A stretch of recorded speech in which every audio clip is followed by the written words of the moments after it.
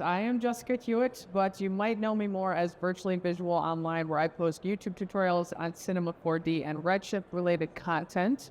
I also share a lot of abstract art on my Instagram, which sometimes features my frog characters Timmy and Tabitha, and they are definitely my favorites.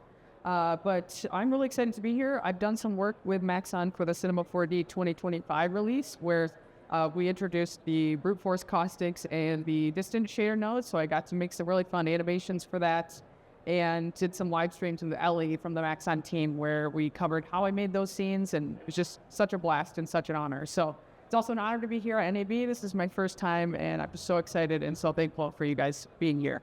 So before we actually dive into what I'm going to be covering, I'm going to show you a little reel, and then we will just get started. 3D motion graphics transcend static imagery, the dynamic art of creating moving visuals in 3 dimensions.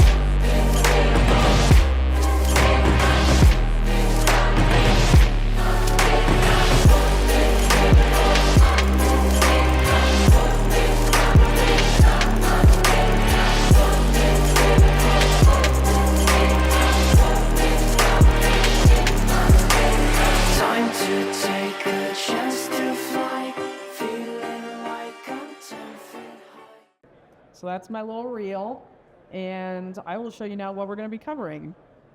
So I'm going to be going over from start to finish how I created this piece, and we're just going to recreate this here in Cinema 4D today. So this is just this melting wax houses scene. So we're going to do a little bit of modeling, some volume builder stuff, and make it look all melty and cool, and then we'll make some nice wax materials as well. So that's going to be super fun. So let's just dive in and get started. So I'm going to pull in everybody in the 3D world, their favorite shape, which is the default cube. And we're just going to scale this way down, and then I'm going to drag this a little bit up into my viewport here. And then let me just zoom in. One moment here. And then I'm just going to drag a couple of copies of this cube. So maybe one to the left and one to the right. And these are just going to be the bases for each of our houses that we're going to be creating. And I want these each to be a little bit different, so maybe one of these will make a little bit of a wider shape.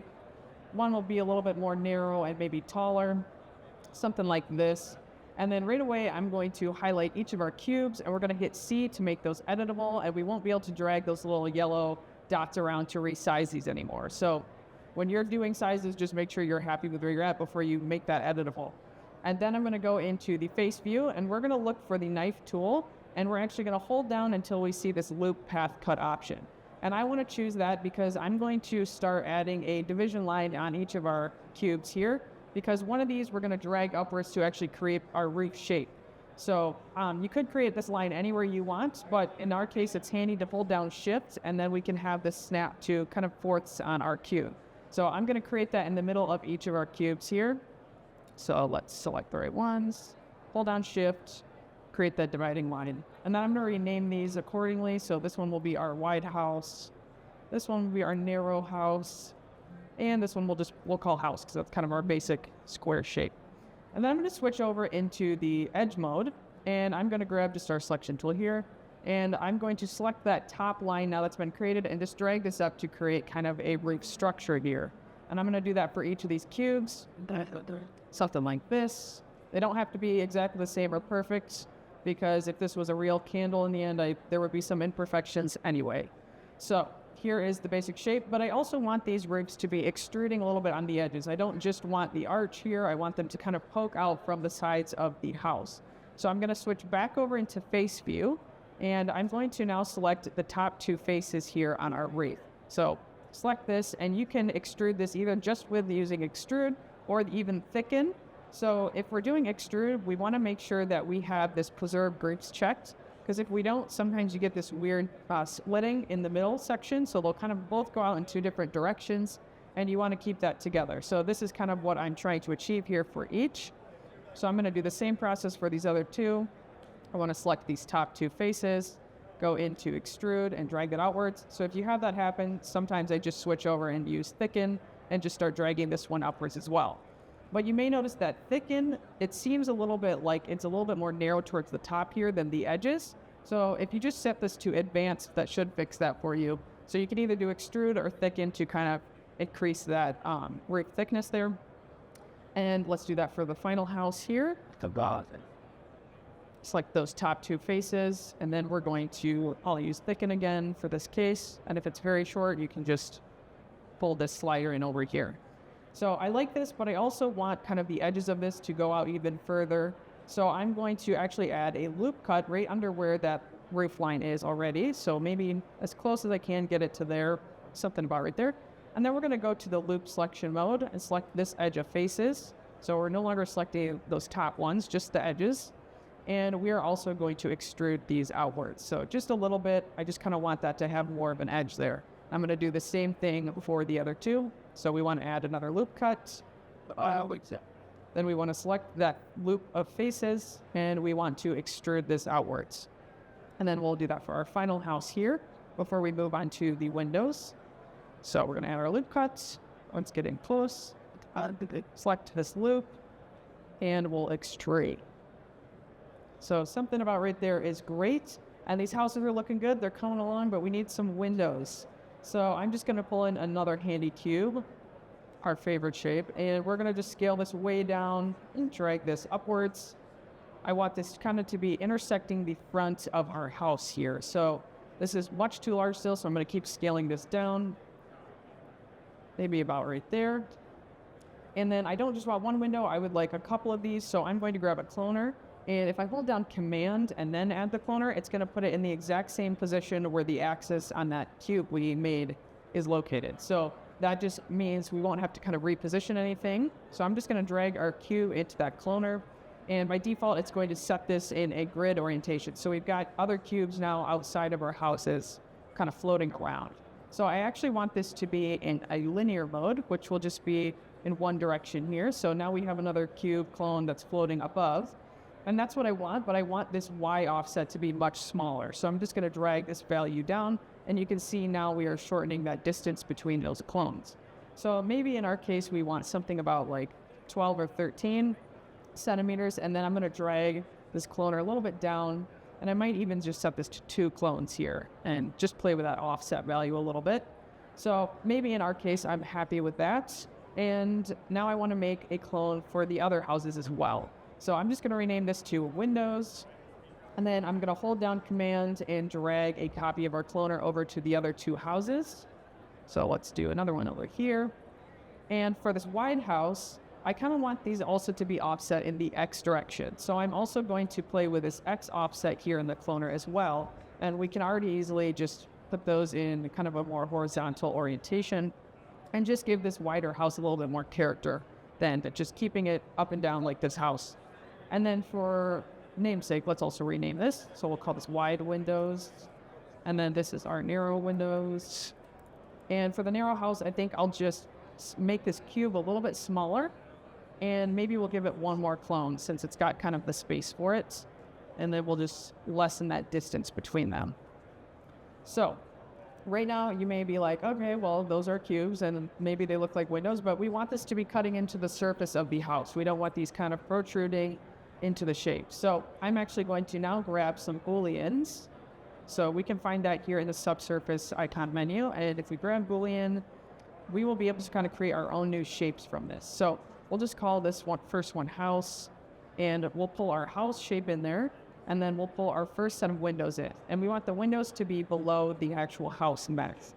And you may have noticed the color changed. So now the gray is exactly the same between the house and the windows, but it's still kind of protruding outwards. So all we need to do here is change this default operation mode, which is set to union to subtract.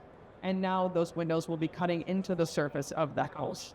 So that's exactly what we want to do now. A couple more times for the wide and narrow house. We're just going to grab a boolean. I'll grab another copy of that too by just dragging and holding Command. And we'll call this narrow house, and we'll call the other one wide house. And likewise, we'll drag the windows and the house shapes into each, and making sure that that cloner is on the bottom of both layers. So something about this, and again, we need to change that default operation mode from union to subtract, something like that. And now we've got our windows cutting into this front face of each of these houses. So that's what I want to be seeing. And maybe for one of these, I want to give like some window frames around them. So maybe I want to have like some thickened edges around one of these house windows. So in that case, I'm going to just pick maybe our basic house. I'm going to drag a copy of the cloner outside of that Boolean so that I still have that same positioning, but I'm going to delete this cube. And what I actually want to do this time is select the cloner, and I'm going to hold Control or Command and grab a rectangle spline shape, and that will put that spline directly in that same axis point, but we just need to scale this way down because right now it's very large. And then I'm going to drag this to the front so I can just see it. It's something about right there. And now before we grab anything else, I'm going to pull in a sweep. And actually, let me also hold down Control and grab that sweep so it's in that same position. And we're going to pull our rectangle spline we just added right in there, and nothing should happen by default because it actually needs another spline in there to determine the shape that mesh will create. So if we were to add a circle, for example, I'll just show you what that kind of does. We scale this way down. This kind of creates a smooth, somewhat smooth surface to that mesh. But if we just delete that and then drag a copy of this rectangle, and let's set this maybe to 1 and 1, we can kind of determine how thick and how far out we want our window frame to be. So if I increase the height, we're going to set this further in the depth. And then obviously if we increase the width, we're going to change kind of the width of the window frame. So this is totally custom. You can set this to whatever sizing you would like. In our case, I kind of want this to be extruded pretty far out because eventually this is all going to get smoothed a little bit in volume builders. So right now we have our window frame there in the sweep. So I'm just going to call this window frame. And then we can pull this into our cloner now. And we might just need to drag this position a little bit, but it should be in the exact same position as our windows, which is really handy. We don't have to do any kind of messing around with the position. But the only other thing I'm going to do here for actually modeling with these houses is I'll give the middle house also a chimney just to add some more character. So that's also really easy. I guess nobody would expect this, but we're going to pull in another cube. And we're just going to scale this way down and drag this upwards. And I'm just going to go into our model mode so that we access those yellow dots. And I'm just going to scale this upwards in the Y direction and keep scaling this down to a spot that I'm happy with. So maybe about right there. And just pull this into a position that I like. And then when I'm happy with that, I'm going to hit C to make that editable. And then we'll go back to that face view and locate that loop cut tool. And I'm going to add loop cut right about here. And now we can select this upwards loop of polygons and extrude this just a little bit. So I just want to create that kind of top extrusion, that thickness there. And then I'm going to create an inset. So I'm going to select this top face, and you can either just scale this down or create an inset. I'll just use the inset tool if it's handy. I'm going to create an inset here, and then I'm going to create another one immediately after it because I want it to be something that I can pull downwards and now create this kind of hollowed out chimney here. So give the illusion of that depth. And that's really all there is to our chimney. So we're just going to rename that cube chimney. And we will group that with the Boolean for our basic house here. So we'll select both of those and hit Alt and G, and that will put it into a null folder. And now I can just rename this one to house. So now we can kind of collapse some of these layers. Oh, and let's also make sure we have our windows in there, the window frames. Okay. So we've got our house, our narrow house, and our wide house here. But something else I want to do before we move on to actually building out the platform is reposition our anchor points, because right now they're all kind of in spots that I don't want. So these two are directly at the center points. So if I want to move those, I can actually click this enable axis button right up here. And now when I click and drag, I can reposition this axis point without actually moving the object. So this is for our wide house here that we have selected. So I want that anchor point to be at the bottom of the house, but kind of centered with it. And then we'll do the same process here for the others. So move our narrow house anchor point over and to reposition it here, kind of eyeball where we're putting that. And then we'll move the one for the basic house as well. So something about right here. And then when we're ready, we can just unclick that button. And now when we move things around, it will actually move our object. So that is what we want to be seeing. So now it comes to the part where we can just kind of reposition these houses and kind of create a fun composition. So I'm going to try to kind of put these in various heights. So maybe I'll drag this basic house up here, and maybe we'll move it backwards a little bit. And then maybe we'll move the narrow house upwards a little also. And then I'm just going to angle these a little bit by hitting R on my keyboard and rotating these in various positions. So maybe our wide house will point the opposite direction. And then our basic house can point this way maybe a little bit too. And just reposition them as you'd like, put them wherever feels most pleasing to the eye. And maybe we'll also drag a plane in here to kind of act as our ground reference. So I kind of want that wide house to maybe be sitting on the ground, and then we'll be able to kind of build our platform with that as a reference. So the other nice thing with having our anchor points kind of situated is now if we hold command, we can also add new shapes directly in those positions. So for building this platform out, I first want to start with adding a cylinder to kind of act as the ground below each house. So let's select our base house first. I'll hold control or command, and then I'll add a cylinder. And I'm just going to make this very short. This will kind of just be like a stepping stone that each of these houses are kind of positioned on top of. And I just want that to just slightly be intersecting with the floor of the house. So something right there. And then I'm going to do the same process for the other houses, holding command, grabbing a cylinder, shrinking that way down, something about right here. And then we're going to scale this down. I just kind of want this to really just fit the house, but not be much larger than that. And then we'll also add one for this wider house, even though it is kind of resting on the ground, because ultimately I kind of want this to be like wax pooling at the bottom of each structure. So when we do smooth this all out, having cylinders below each house will kind of make it look like it's blobbing on the ground. So after we've got these base cylinders, let's kind of organize some of our objects here in the layers menu a little bit. I'm going to create a new null and name this platform. And we can just drag our existing cylinders in there just to get a little bit more organized. And I'm also going to go into the basic tab on our null for that platform, and I might just add an icon just to make things a little bit easier and more visually appealing. So I chose that icon because I think it just makes sense for stacking a bunch of shapes. And then now we can select some of those cylinders, and I'm going to start creating some more cylinders, but these will act as pillars that will hold each of our houses up. So we're going to add a new cylinder. We'll make this one much more narrow, and then we will shrink the height. I kind of just want these to be almost as if they're birdhouses holding each of them up, something about right there. And then we're going to add some more cylinders. Again, I'm holding control when I'm creating these so that they put them at the exact center point of these existing cylinders. And we'll drag this down maybe right about here. And then we don't need to add one for that wide house because it's already kind of touching the ground. So from here, I kind of want to start thinking about like, how can I connect some of these shapes? Where might I add some more basic primitives to kind of imagine when this does get smoothed over by a volume builder, where might wax actually melt? If this was a melting structure, where might stuff kind of blob together? So I'm actually going to add some spheres right below each of these cylinders, because I think this might kind of blob underneath the house here. We might have some thickness there. So we'll do the same thing for each of these base platforms here. Add another cylinder. Let's drag this down a little bit. And then before I add any other shapes here, I might also just introduce one of my favorite deformers, which is the squash and stretch. I'm going to be putting that on these two pillars, but I also want to rename those so they're a little bit easier to find. So this is a pillar.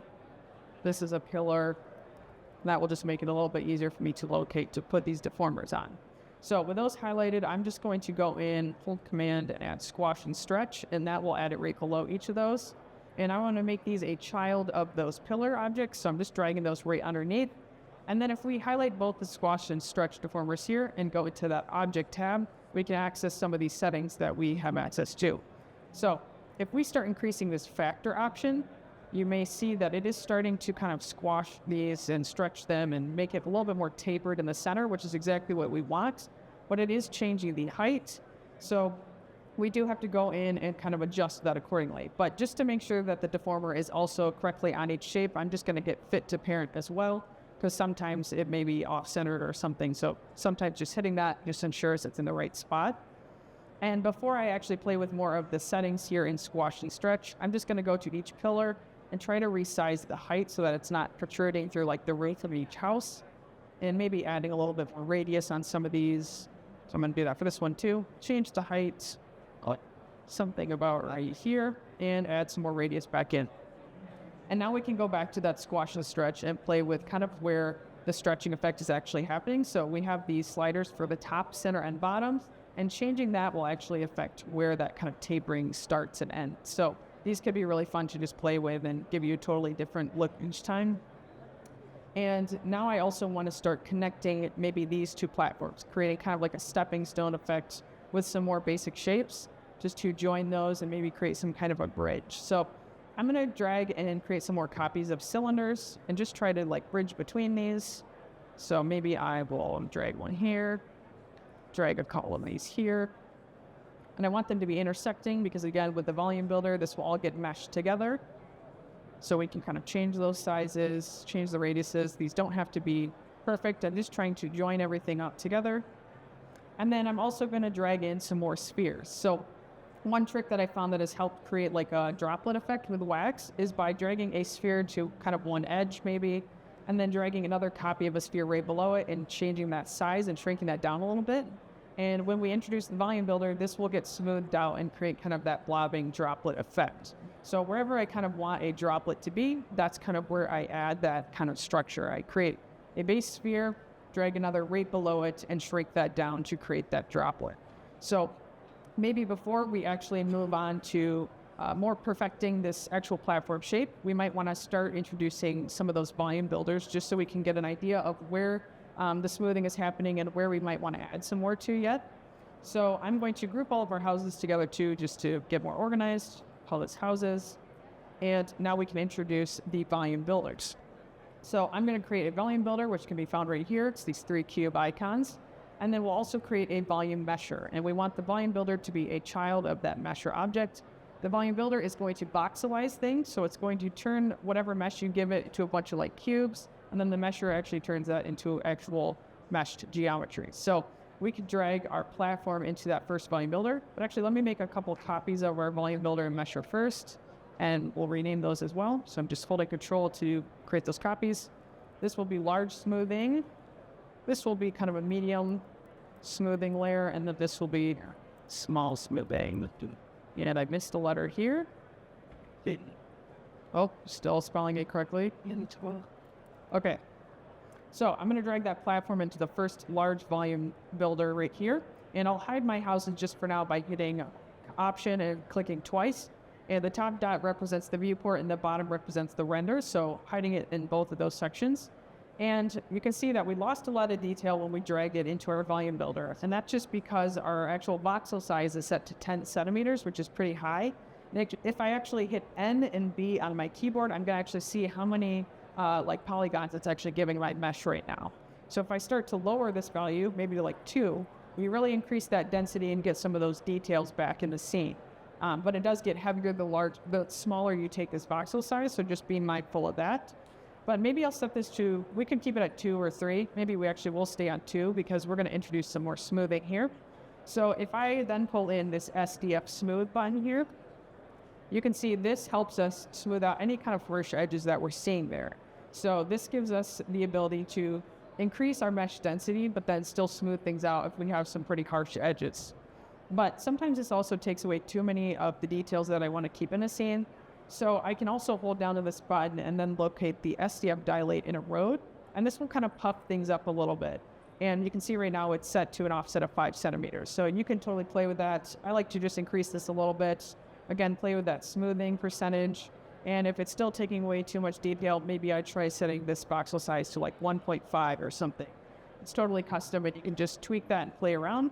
But that's kind of how you can get more smoothing and still get some detail in that scene. So maybe this is also a good time to add some more shapes to our platform because I also want some waxed kind of blob on the bottom where the floor is meeting. So we can just disable our volume builder and mesher for right now, reopen that platform null, and then maybe I'll click this cylinder here and maybe we'll just drag a copy down here. And this will be where some wax is kind of pooling at the floor. And we'll maybe add another one right here, scale that down. You could even go and click on some of these like foundational cylinders we made. You could make those editable by hitting C and go into the face view. And then if you locate this iron icon and go and drag it to the magnet tool, we can scale our radius down a little bit and then we can just kind of warp this too accordingly. So this is also just a fun way to add some kind of slight imperfections to the actual shapes, but that's just like one way you could do that. And maybe I'll add a few more spheres in here. So let me go back to the object mod. I'll click this sphere. Maybe I'll drag a copy down here. scale that a little bit, add another one. Just playing around, creating those shapes kind of at random. Maybe we'll create some spheres in here where we've got that kind of stepping effect going on. So maybe here, maybe I'll drag another one here. This is, again, totally up to you, and you can drag whatever kind of shapes you're looking to add to your scene. So, okay, we can re-enable our volume builder and mesher. And again, now you can see, because we added that cylinder down here, now it almost looks like it's more blobbing at the floor, at the base, which is what I want to see. So maybe we say that our platform is good as is like this. I'm going to just right-click on this right here, this volume builder and mesher, and go current state to object. And then I'm going to hold down Option and just hide that volume builder, because it created a new object for us right here. So I no longer need to be working with that volume builder. So I'm just going to call this our platform. And we've got the other stuff hidden. We can hit N and A on our keyboard again to go back to just the smooth shading view. And now we could re-enable our houses, and maybe we drag this one into that medium smoothing volume builder. So again, because it's at that default voxel size, it's going to lose a lot of detail. And since these houses do have a lot of smaller details than the platform did, I might need to make this voxel size a lot smaller. So maybe 1 or even like 0.5. And then we'll take an SDF smooth in there also. And we'll have to drag this one down a little bit more, maybe not as intensely as the platform can. But so we'll just smooth out some of those edges a little bit for us. And maybe I'll just say we'll do a little bit of that dialing in a road as well. I think that just adds a little bit of an interesting look. And then again, we're going to right-click on this one, go current state to object. We'll rename that to our houses and hide this one. And I'll just drag it down as well. And you may have guessed it, now we're going to combine the two in this final volume builder. And we'll also need to change that voxel size. So maybe I'll say 1, or maybe even 2 if we can get away with it. But 1 is probably our best bet. And then we can go back and do that smoothing layer also. So the smoother this is, the more of a kind of soft transition you'll have with the houses connecting to the platform. So just keep that in mind. If you want that to be more of a meshing, melding look, then increase that much more. But you are losing some of those more square edges we have, like with the windows. So that's something just to keep in mind as you're doing this. If you also see some of these houses are a little bit too high up, like maybe this edge we want to be more into the actual surface of that platform, we could just go into the face view. I'm going to grab the lasso selection tool, and I'm going to select around this particular house. And then I'm going to just drag and lower this a little bit here. But I think we did select all of those polygons, so make sure you are selecting everything. And you know what, for our sake, maybe we'll just say we're okay. I can try a different selection mode here if we're not able to select all of this. We'll just leave it as is, because it looks nice. But maybe I'll just drag this a little bit down as an entire object. But no, you can just select those polygons and kind of drag those accordingly. We also could create a copy of this houses layer. Maybe we'll just call this house copy. And if we can select just one of them in face view, because I think that'd be fun. Let me just see if I can select one here. Let's hide we'll disable these for the moment. I'm going to hide these. Try to just select this house. Let's see if we select and invert this. We can delete the others. I do think it is deleting some of that, but we'll see if we can work with this here in a second. So let's select that house copy, and maybe we move this over. Okay, so that's not going to work for now, but let's just say you could create some copies of your houses and keep building that up, adding more to your little melted neighborhood that we're building out here. So I think this looks really interesting. I'm liking how it's looking, so I'm just going to right-click on this final smoothing layer, go current state to object, and now we have one mesh that we can call our wax town. So we could just delete these volume builders now, but for the moment, I'll just hide them. Don't really need to worry about those later in the scene. And now we can start moving on to some of the other fun stuff, which is just the lighting and the materials. So this is one of my favorite parts. But before we actually do that, let's kind of frame our scene a little bit as well. So I'm going to add a Redshift camera into my scene, and I'm going to set the focal length all the way up to 200, so really compressed here. And we'll just need to spend a little second here reframing stuff. And we'll also need to change our actual render settings because we're in a 16:9 format right now. And I think this actually would be better in a more up-down, like vertical render. So I'm going to go to my render settings. I have a preset in here that I just made, which is just 2000 by 2200, some pixels. And I'm just going to kind of zoom back in here and reframe things accordingly. So maybe about here. And I'm also going to add a backdrop instead of a plane now for our ground. So we'll do that. We'll drag this upwards to wherever we'd like, maybe about there. And I'm going to increase this extension also. And then now we can also add a dome light. So I'm going to go into the asset browser, and there are a ton of really great HDRIs here in this HDRIs folder. The one I actually want to use for this scene is actually a legacy HDRI. So I'm going to go in here to HDRIs, drag this 2 light setup option into our layers panel. And that might change how stuff looks in here, but if it doesn't, we can actually pull in our Redshift render view now. And you can see I was testing this out earlier, but let's just hit play here on our Redshift render view. This was a previous scene I was playing with. Let's also drag this over a little bit. Okay. I'm just going to try opening one of my test scenes. Oh, wait. You know what? I think it's working. Oh, my goodness. That's beautiful to see. Okay, good. It just took a second. So let's go to coordinates on our dome light. And I like to rotate this one about 70 or 80 degrees just to a spot right there, because I think that just highlights it really nicely. And so we've got our lighting in there, and this will make it easier also for us to preview the materials that we are building and making.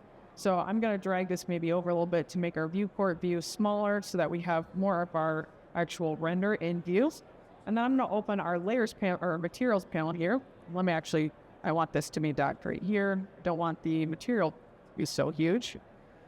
Let me move this. Okay, so now we can create our material, and we'll just call this wax. And we can drag this onto our wax town layer. So right away, it's going to add a nice shine to it because the roughness is pretty low. But I'm going to also change our base color off the bat, maybe something kind of a pink or orange color. Maybe that could be fun. And then we're going to double click to dive into the node editor on this material, and we're going to start playing with this. And really, this wax material is not super complex. I'm just going to pull in a bump map node, and we're going to connect that here to the bump map. And whatever kind of texture you give the bump map is what's going to alter the way light kind of hits the surface of your mesh. So you can really get a textured look by playing with some like noises or other kinds of image textures here. In our case, I'm going to add some Maxon noises, but I don't want to just use one noise. I want to be able to work with multiple. And a node that is really great for that is actually the color layer node. And if you've used Photoshop, I like to think of this as like the Photoshop layer and Photoshop node, because you can build up to 7 layers in this one node alone and then plug that into anything. So this has the option for colors to get plugged in here, or image textures in these yellow ports. And then they can take black and white masks. You can change blending modes, so you can really build this up and get creative. So I'm going to plug this first Maxon noise here just into the base layer. And you may notice the preview is still black because it actually has layer 1 also enabled, just set to a black color. So if we disable that, it should still just look like that base noise. And if we plug that into our bump map, and we can even solo this noise, we should be able to see how it's kind of projecting that across the surface of our mesh currently. So it's just set to a default noise right now, but there's a ton of great options here that Maxon provides. The one I actually want to start with is this stipple option here. And I'm going to scale this way down because I want this kind of to be the tiny details we're going to see here on the surface. So maybe 10 or even 5 is good. And maybe to actually see this a little bit better, I might grab another camera in here and zoom in much further onto my houses. So maybe we'll go in right here, get it closer. And I know it's kind of it's a little bit noisy and might be hard to see on the screen, but hopefully you can see all that noise and all its wonder.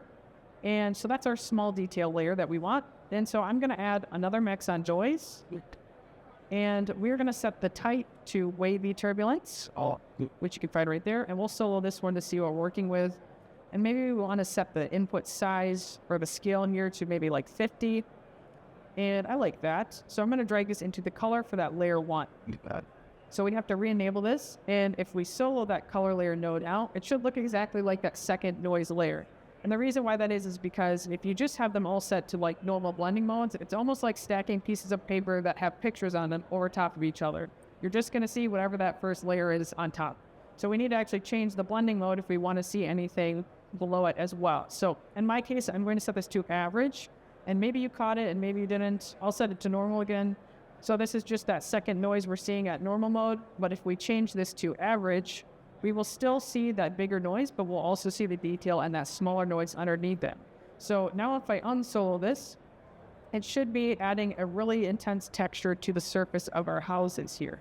So I think that's really interesting, but it does look a little bit more like plaster than wax. So we just, for one, need to change the intensity of that bump map. So I'm going to change it from a height scale of 1 to maybe 0.1 or even 0.05. I want it to be very low. This is just to give some subtle texture to the way the light hits that surface. And now you could also add a color layer node to kind of add some color variation, really change up the color so it's not just that one yellow tone.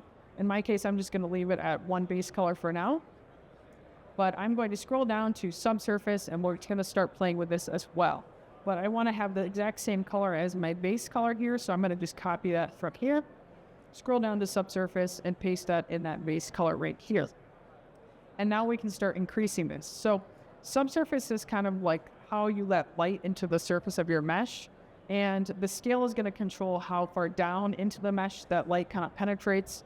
And right now, if we set this all the way up to 1, it'll put this white color throughout the mesh wherever light is touching the surface. So it'll try to make it a little bit more translucent. So you can see that really does a lot for us.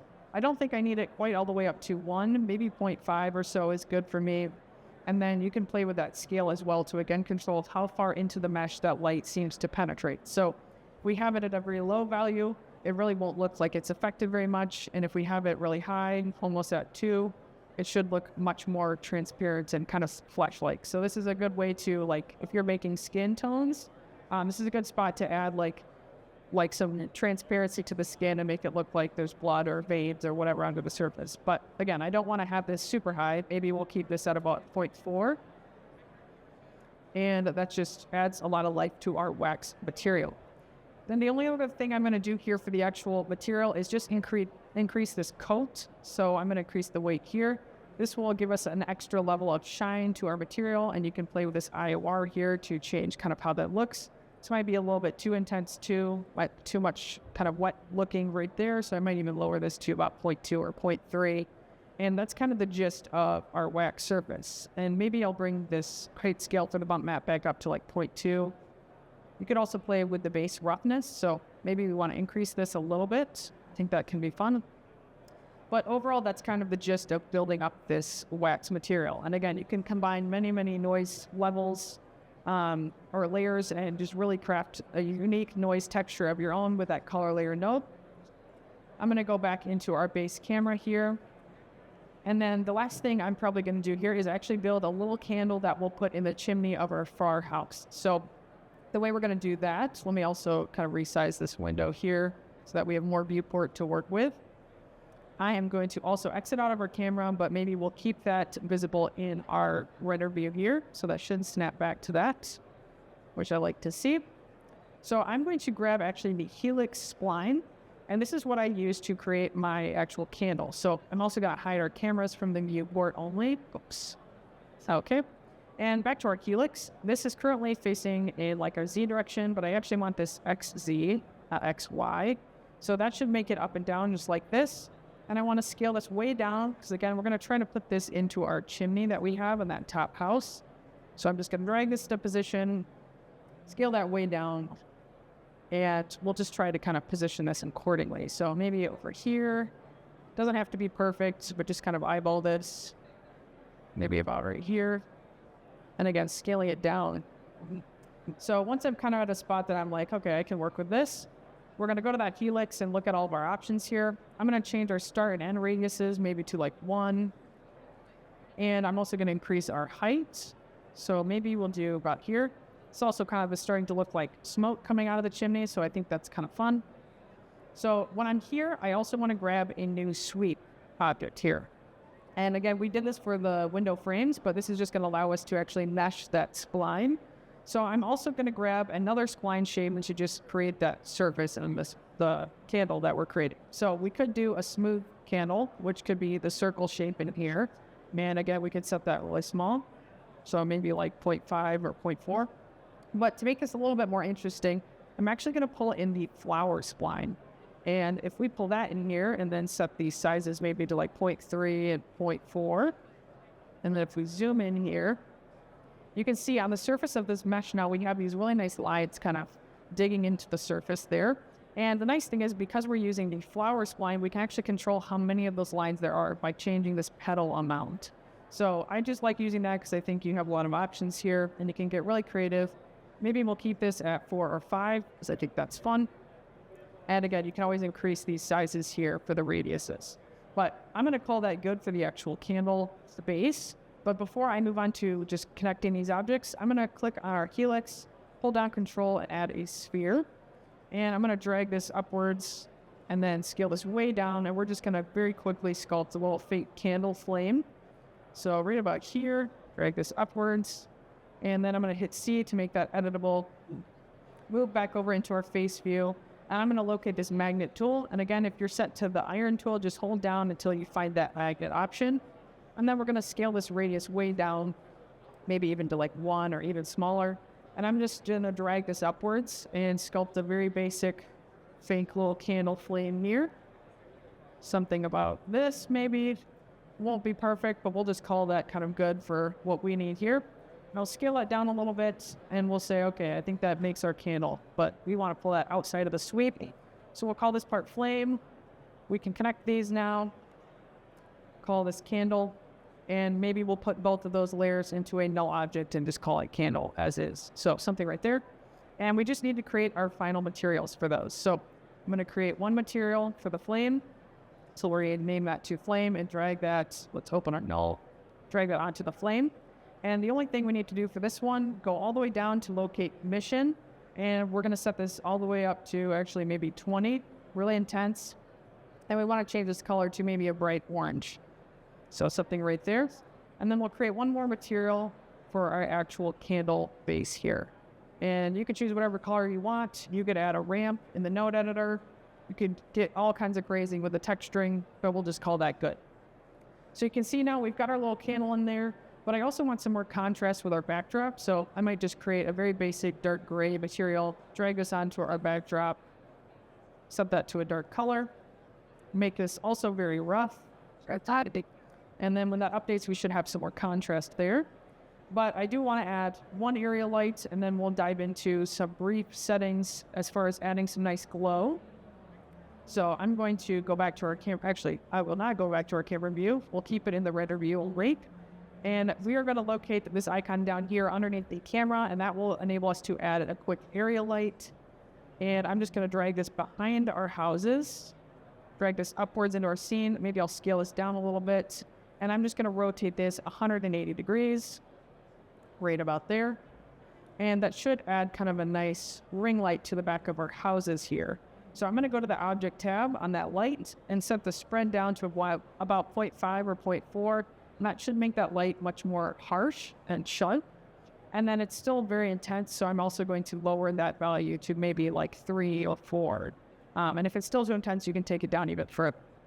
But I think that's kind of nice. Just add some extra contrast to our scene. So now I'm going to go back into my camera view. And the very final thing I'm going to introduce here is just adding some blue, because I think it can really enhance your renders. So we'll zoom in here a little bit. So remember, we have a emissive material for that little candle flame. And if we now enable bloom, you're going to see wherever we have those really bright lights just hitting the surface, we can add some glow. So I think that's really cool, but I really want the focus or the most glow to be on that candle flame. So I might go back to our area light, set this to like 2 or 1 even, and then return to our flame material. We'll set the emissiveness to maybe even 50 or something crazy. And that should make that brighter now in our scene. So you can also play with the softness here, take that down, increase the intensity, and now we've really got a glow around our actual candle flame. So I'm going to just hit this cogwheel here.